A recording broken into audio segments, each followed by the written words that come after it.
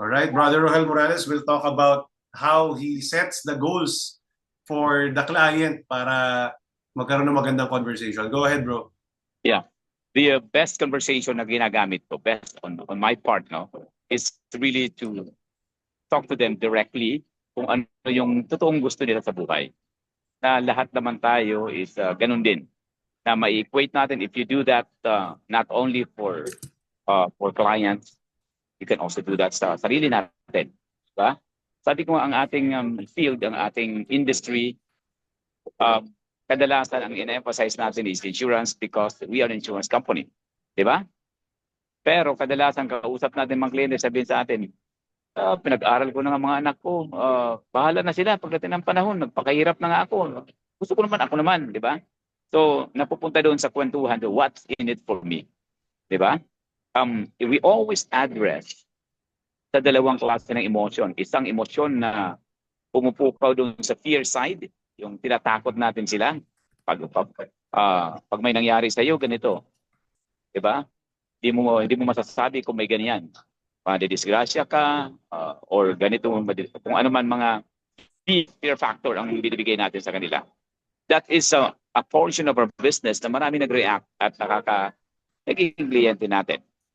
Ika nga, takutin mo lang sila, maaaring mag-react. But for the most part, hindi sila ganun kabilis mag-react. Kaya nga nahihirapan tayo minsan mag-close. So, sa isang banda naman, pwede natin tingnan yung totoong gusto nila, yung pagdating ng panahon. Sabi ko nga, if you are an employee today, or even before, alam natin na pag tayo nasa employment, napakasarap ng pakiramdam na tayo ay napopromote, di ba? Na-promote kang supervisor, ang sarap ng pakiramdam ka, naku, amazing, di ba? Ang iba naging never, kahit anong promotion ang gawin mo dyan, hindi mo sasabihin sa sarili mo na, this is it, I will never leave this company for as long as I live. Di ba? Ganun, hindi mo gagawin yan. Hindi mo sabihin na hindi na ako aalis sa company ito dahil na-promote na akong ganitong position. Hindi mo gagawin yan. Why? Two things. Number one, kahit gusto mo mag-stay forever, hindi po pwede sa company yan. And number two, yung katotohanan talaga, it's always that ultimate dream of everyone. Yung freedom. Now, na-promote nga ako, pero mas gusto ko pa rin yung malaya ako. Financial freedom nga, di ba? Kaya nga sabi ko, kahit doon sa mga pinopost ko, sabi ko, a well-planned, dignified retirement is the ultimate promotion you can ever get. It is not becoming a vice president, it's not becoming a manager, it is the dignified retirement. Now, doon ang conversation nagpo-focus ngayon. Ang lagi kong tinatanong, if we are gonna be focusing on that freedom, assuming today is your freedom day, kung ngayon ang araw na ikaw ay magiging retired, magkano yung amount of money you would want to receive on a monthly basis? Hindi kasi pa pwedeng ang pagtanggap mo every 2 years lang. Dapat monthly yan eh. Di ba? Kaya pag nagko-compute ako ng doon sa ating every 2 years ang bayad na client o na product, nilalakihan ko para maramdaman nila. Pag sinabi niya, gusto ko 100,000 a month. So dapat ang kanya ang tatanggapin niya is 2.4 million. Kasi 2 years yun. So in our case, if we compute 100,000 a month, that is 1.2 million kung outright computation times 12 lang. Ang ginagawa ko pa dyan is dinadagdagan ko pa ng 3 months. Ang biro ko pa nga, sinasabi ko, kung 100,000 times every year, magkano sa 100,000 yan? Kung monthly mo is 100,000, ako sabihin ng iba, 1.2. Sabi ko, mali. It should be 1.5 million a year. So ang mathematics parang nagkamali doon kasi dapat ang 1 month o 1 year is just 12 months. So dapat ang sagot is 1.2, ginagawa ko 1.5. Bakit 1.5? Alam niyo ngayon, September 9 na tayo, per month na. Ang pinaka-abnormal na buwan sa isang taon is December, Christmas. Hindi po pwedeng ang allowance mo is 100,000 pag Christmas. That's the reason why kahit ang gobyerno natin na-acknowledge yan by giving away the 13th month pay or 14th month pay kasi alam nila there is that abnormal expenses that will come up. Andiyan yung mayroon sa inyo magkakaroling, ay ipagbabalot ka ng regalo, di ba? That is not normal. Alam nga naman may nagkakaroling sa inyo, sasabihin, wala ako rito. Di ba? Kahit nandoon ka. That's why sabi ko pagdating ng December dapat kung ang normal month mo is 100,000, that should be 300,000. May extra 2 months na. Para talagang kakaiba yung Christmas mo. Di ba? Gusto natin kasi lagi kakaiba ang Christmas mo. At gusto kong ikakaiba din ang summer mo. Hindi pa pwedeng 100,000 ka pa rin. Dapat may extra 100,000. Kaya nga nagiging times 15 na times 12. Sabi ko, Mr. Client, ang reason why? Because gusto ko happy ka. Yun naman talaga ang gusto natin, maging masaya siya. Pinupukaw natin yung side na siya ang nakikinabang. So, if your allocation for your retirement is 15,000 or 1,500, 1.5 million a year, paano natin i-compute yung seed money na meron tayo? Ang style yan is, you divide the 1.5 million, or 15 times, o yung goal mo na 100,000 a month, okay? You divide that 1.5 million by the simplest interest rate you can find in any bank. Kahit walang expertise, makakakuha ka ng ganong klaseng return. And what is that interest rate? Probably about 4%. So divide that by 0.04, that's 1.5 million. And it will result to about, tingnan mo dyan bro, kung magkakano abutin yan. Compute natin. Compute natin. So 1.5 million per year yung gusto mong income na meron ka, di ba? So ngayon, divide by 0.04. Divide natin ito sa 4%. So divide by 4%. Right? So ano ang magiging answer? Yun yung that would be 37.5 million. Maganda din yan. Yung client mo, hinahayaan mag-compute din siya para involved siya. So from now on, ang tanong mo number one is, sir, meron na ba tayong 37.5 million? Diba? Kasi kung nandyan na yan, nandyan ka na sa pangarap mo. You are living on your dream na. Diba? Di mo na kailangan mangarap pa, nandyan na yan. You can retire now. Pag sinabing lampas-lampasan ako, talagang lalo nang kailangan mo na mag-retire. Diba? Otherwise, kung wala ka pa dyan, ang next question is, magkano na ang pwede natin umpisahan? Yung iba kasi pag nag-retire, akala na pagka nag-retire sila sa company with 5 million pesos, akala na ang ganda-ganda na talaga, di ba? So, ang katotohanan yan, pag ganun na ang pera mo, alam mo, tatagal mga 3 years lang ng konti. 3 years mahigit. Tapos, ang iyong lifestyle will be different. Bababaan mo talaga. Kaya yung iba, sasabihin nilang, uwi lang ako sa probinsya namin, may maliit kaming lupa doon, magtatanim-tanim na lang ako. Di ba? Yung iba naman, ang lifestyle, kasi executive sa mga companies, dating nag-golf, pag nag-retire, nagbibingo na lang sa SM. So, bumabagsak yung quality, yung bumabagsak yung lifestyle. This is, may panahon para ma-maintain natin yan. And that can only happen if today, pag-usapan na natin yun. Saan tayo mag-umpisa? Kung ang target or raise to 37.5 million, you're starting at 10 million or 5 million, pabawasan mo lang yun. Then you can now come up with that can fit that kind of target. So, mas diyan, pag yan pinag-usapan, mas nakaka-excite para sa kliyente. Mas alam nilang, pag nangyari yan, siya makikinabang. Di ba? So, I urge you na i-master nyo yan. Ang the best way to do that is mag-compute ka muna para sa sarili mo. Ano yung gusto ko? As an advisor, gusto ko din naman na magkaroon ng freedom. That's why I am in this kind of business. Diba? So, magko-compute ka ngayon, gaano kalaki yung gusto ko monthly pag ako'y mag-retire bukas. Diba? Mas maganda, mas maaga, mas mainam, diba? So, you have to make your own computation.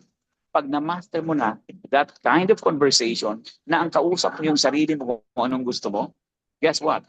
You just duplicate, you just multiply what you are saying to yourself to a lot of friends, lahat ng mga potential clients mo, yun lang ang sasabihin mo din. Kasi every time may naka-close ka, pandagdag mo doon para mag-meet mo yung target mong 37.5 million if that is your dream, which is 100,000 a month. Diba? So every time may kausap ka, parang mong sinasabing, yun ang mga sponsors mo. I recall kahit yung mga bata pa mga anak ko, pag may mga travels kami, halimbawa, gusto namin mag-Shangri-La Mactan na paborito ng mga anak ko. So magkukompute ako kung gaano kalaki ang gagastusin ko kasi siyempre nag-bakasyon ka din lang kaya gusto ko maganda bongga na ang bakasyon namin. 7 days sa Shangri-La Mactan for example. So, alam mo, mahilap-hilap yan. At kukuha pa ako ng kwarto na panorama suite, ganyan, 2 o 3. So, yun ang arte ko sa buhay. So, pag na-compute ko na yan, sasabihin ko sa mga anak ko, sige, hahanapan ko ng sponsor. So, every time you speak to a client or try to convince the client at na-convince ko siya maging kliyente, wala siyang kamalay-malay, sponsor ko siya sa travel naming pamilya ko. At kahit ang mga anak ko, nagtatanong yan paminsan-minsan, Dad, may sponsor na ba tayo? Kasi alam nila na ang travel namin is sponsored by. So yun ang style ko. So ang tanong ko, sino mag-sponsor para ma-meet yung sarili 37.5 million? Ang gagawin mo lang is to continue to talk to somebody else. Ulitin mo din ang pinag-uusapan natin kasi sarili may target din sila, hindi sila aware. Bihira ang may awareness tungkol dyan. Akala na mag-10 million na sila or 5 million, okay na. Hindi sila okay. So you will be the instrument now as an advisor. Sabay kayong gagana, sabay kayong makakahanap ng kapamaraanan na makuha mo ang para sa'yo at of course makukuha ng client mo para sa kanila. Di ba? Di ba ang ganda ng ganung klaseng conversation? Puro positive side, walang namatay, walang napilayan, di ba? Walang nagka-cancer. These are also part of our service. Master nyo yan tungkol yan, yung manakot na talaga naman nakakatakot. Pero bigyan din natin ng chance yung mas masayang portion. Di ba? Marami tayong mga bucket list sa buhay. And this one is going to be part of your strategy para yung bucket list. Hindi maging bucket list. This is bakit naman di ko pa makuha, bakit di pa mabili bahay ko. Yan ang bucket list mo. So, baguhin natin yun. So, yun na. Ganun lang kasimple yung presentation ko.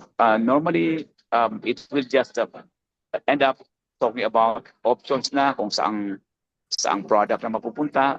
Before talking about products, I talk to them about the market, kung conducive ba for equity investments or sa bonds ka muna.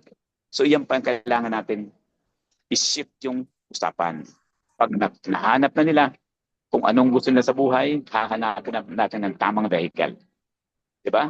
Kasi investing is like traveling, di ba? Kailangan lang clear saan tayo papunta. Number 1 is clear kung saan ka papunta. Number 2 is you should know where you are coming from. Ibig sabihin, ano nang katayuan mo, meron pa naman na umpisahan para alam natin kung paano natin sila again. Thirdly is you should know how to get there to your destination. And that is your job. My job as an advisor is like a tour guide. Ako ang bibigay ng direction sa aking pasahero kung anong bus ang sasakyan, kung anong klaseng sasakyan, and also to keep them reminded to just be seated and never let go of your seat unless you're in your destination. Meaning, to keep them disciplined, kailangan natin na-remind. Ang target natin 37.5 million, huwag kang ma-excite, nakaka-5 million ka pa lang. Okay? So yan ang aking maiksing suggestion sa inyo. Siyempre na kayo, hindi, para akong bumubulong because I'm outside, nasa labas pa ako, hindi pa ako makatodo ng pagpapalahaw. Pero rinig naman. Sige, so palapakan natin si bro. Ano yung mga, siguro, realizations ninyo dun sa nakwento ni Bro Rohel, di ba? Simple yung concept.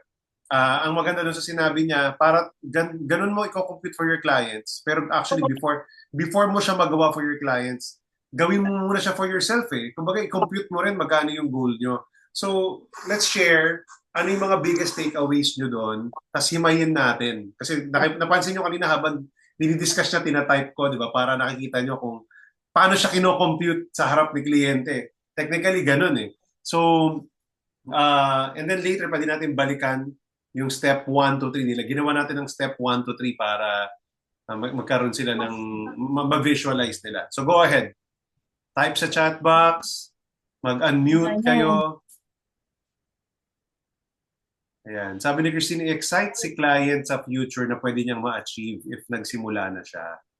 Diba? So isama si client sa pag-compute. Tama, ang ganda nung sinabi ni Bro Rohel kanina na if you can even ask your clients to compute sa kanya, diba, sa calculator niya. May calculator naman lahat ng phone natin. Siya mismo mag-compute. Yun. Get them involved para sila mismo ang porsigido sila kasi sila mismo nga nag-compute nun. Tama. Diba? Tama. Kahit pag niremind mo sila, sasabihin mo sa kliyente mo, Ikaw nga may gusto niya, ikaw nga nag-compute niya sa harap ko, di ba? Di ba? So pag ang target ko 7.5 million, nag-umpisa sa 5 million, alam mo, may utang pa sa sarili niya na 27.5 million. Oo, So pag oo. nag-business meeting kayo, nag-business review kayo, pwede kang maningil kung may utang ka pang 27.5 million. Sa sarili mo. Ganon. Oo. Oo, sa sarili mo Hindi mo yun. utang, hindi mo utang sa sarili, sa akin yan, utang mo sa Oo, sarili mo. Taga-remind lang ako. Di ba? tama, tama. Ganda nun. How about others? Sige po, type kayo dyan sa chat box or you can also unmute. Siyempre, we have to share. Gusto ko rin malaman nasaan, alam mo yun, nasaan yung, hanggang saan doon yung naintindihan ninyo, alin yung malinaw, alin yung malabo, para maklarify natin, this is the opportunity to talk about it. So go ahead. Kala ko i-type mo kung saan niyo ako bahagi ng mundo sinusuportahan. Kala ko ganun. Kung nasa bahagi ka ng mundo. Yung Nasaan lugar ka ba? Para ano yan, ang dito, sa radio show mo yan eh. okay na, yung audio ko okay na, nadidinig Okay, din malinaw naman bro the whole yan. time.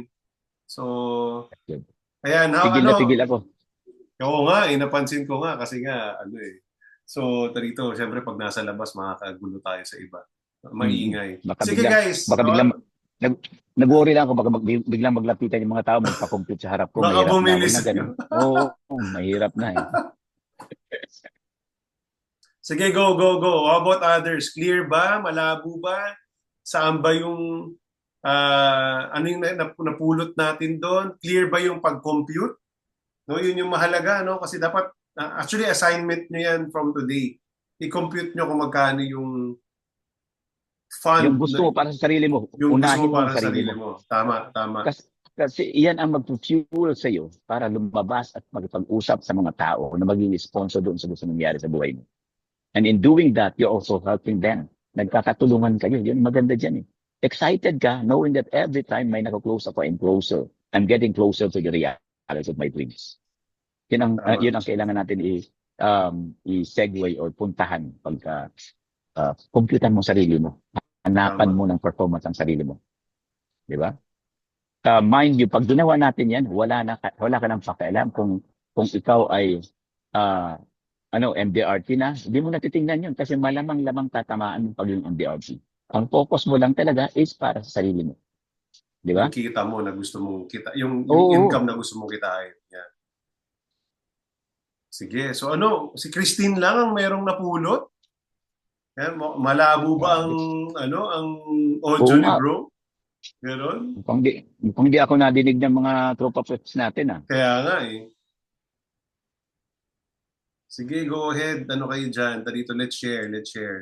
Share natin kung ano yung napulot at natutunan natin dito. Baka nagulat lang kayo sa background ko. Nandito lang ako sa kusina ng Manila Pens. Kaya hindi ko kusina yan. Uulitin natin yung kay bro, no, based dun sa notes na nailagay natin kanina. Diba? So, pasadahan natin ulit. So, sabi ni bro, address the question, what's in it for me? And usually, may dalawa tayong needs na ina-address. Yung fear, which is when you die, we pay. Diba? What if I die? What if I get sick? Diba? Saan mo kukunin yung pera? That's one of the goals at mga needs na dina-address ng life insurance. Pero mahalaga rin, or masaya rin pag-usapan yung dreams, yung goals, yung mag-iipon ka, magkano yung gusto mong ipunin. So, na-share ni bro kanina that the ultimate dream of everyone is freedom. Di ba? Lahat tayo gusto maging financially free. In fact, the vision of Starbright is financial independence or financial freedom for every Filipino. So, when you talk about freedom, lahat tayo darating doon. No? Pag hindi tayo namatay ng maaga, magre-retire tayo. And ang goal natin is a well-planned, dignified retirement. Anong itsura nun? So you ask your clients, magkano gusto mong tanggapin every month kapag nag-retire ka? Diba? So either may sagot siya or wala, you can assume. So assuming 100,000 a month, pwede ka magbigay ng konting computation. Diba sinabi niya, kung 100,000 a month, siya daw tinatanong niya, magkano yun in a year? Yung usual na sagot, 1.2 million. Tapos may konti kang pahaging na, hindi yan 1.2, 1.5 million yan. So, makukwiri siya, paano 1.5? Ang mali yata yun, times 15 yun. No? So, sinabi ni bro, di ba totoo naman, pag December, mas malaki yung gastos, di ba? 3 times ng expenses mo. Tapos, during summer, pag summer, gumagala ka, so gusto mo doble ng income mo. Kaya, yun yung isang buwan. Kaya times 15. So now, that's the step 1. Yung step 1, tatanungin mo kung magkano yung monthly, i-compute mo yung annual goal. So kunyari retired ka na, let's say, pag retired ka na, magkano yung gusto mo pumarating na pera sa'yo kahit hindi ka nagtatrabaho because of your investments? Doon nakuha yung 1.5 million.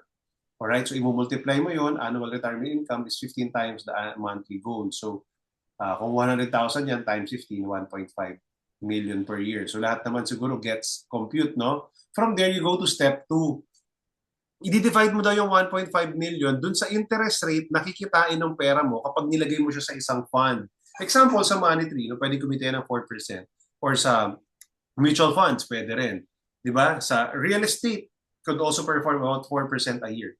Alright? Na yung 4% ng 37.5 million, 1.5 million yun. Try nyo po sa calculator. Di ba? 37.5 times 4%, 1.5 million yun. So, pabaligtad, di-divide mo.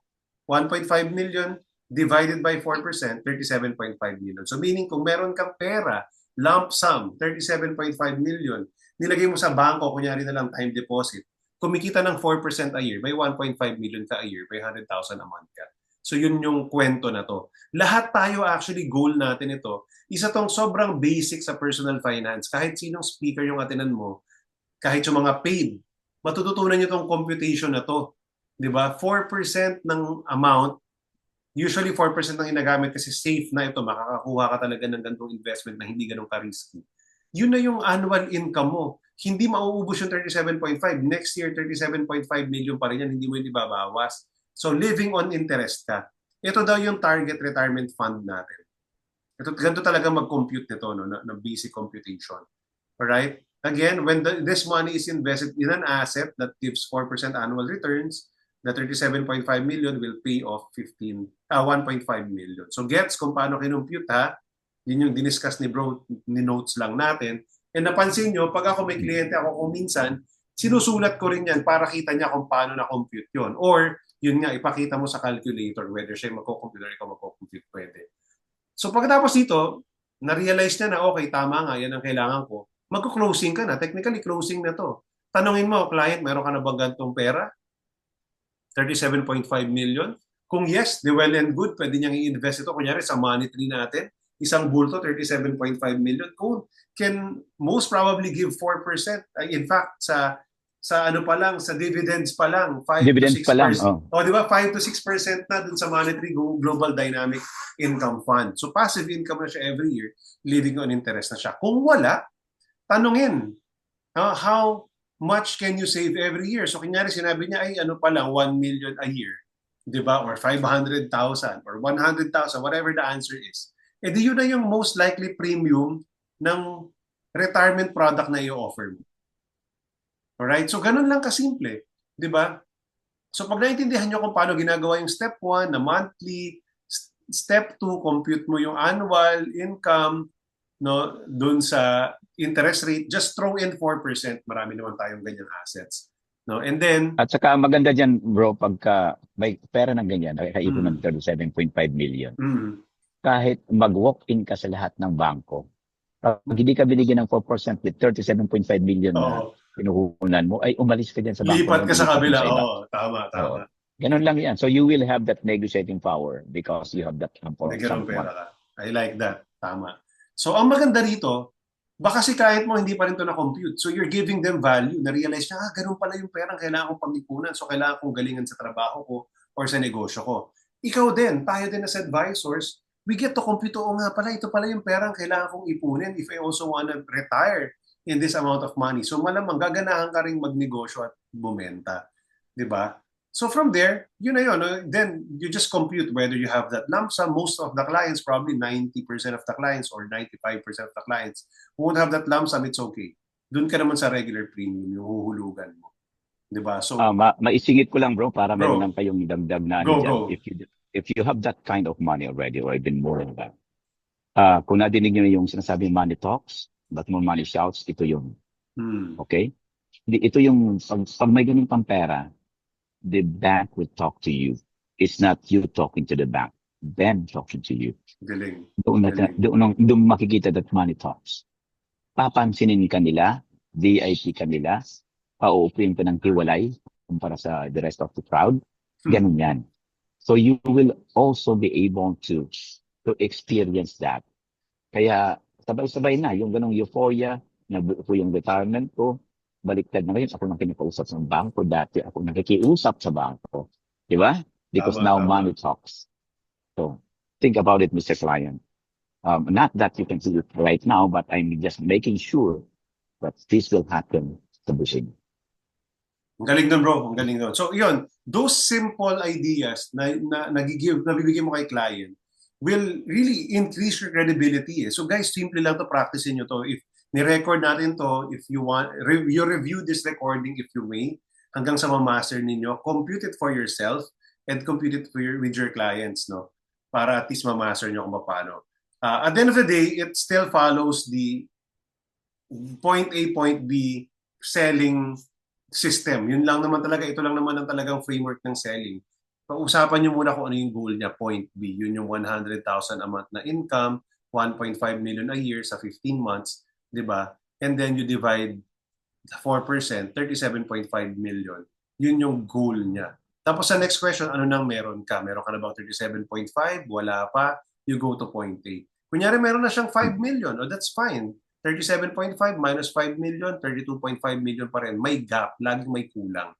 Now, pag may kulang, yun naman ang trabaho natin, hanapin lang yung gap. Pag merong gap, you will be confident to sell. Yan ang tinatawag na bucket list. Bakit wala ka pa niyan? Bakit di mo pa makuha yung 37.5 million, diba? Para mabuo yung bucket list natin. Yan, yan yung sinasabi ni Miss Chrissy, yung bucket list ang takeaway ko.